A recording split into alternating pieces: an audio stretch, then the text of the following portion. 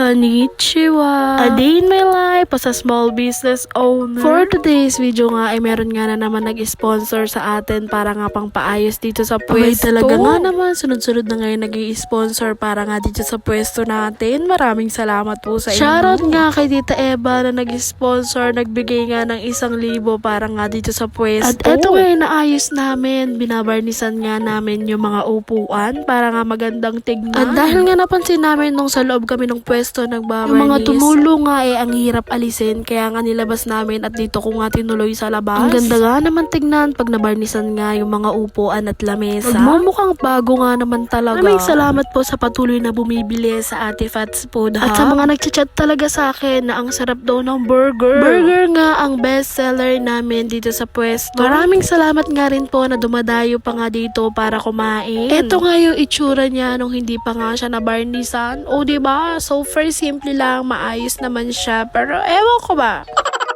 At eto na nga nung nabarnisan niya siya, tapos nandyan pa yung dalawang wall fan na nag-sponsor din sa atin. Maraming salamat po sa inyo.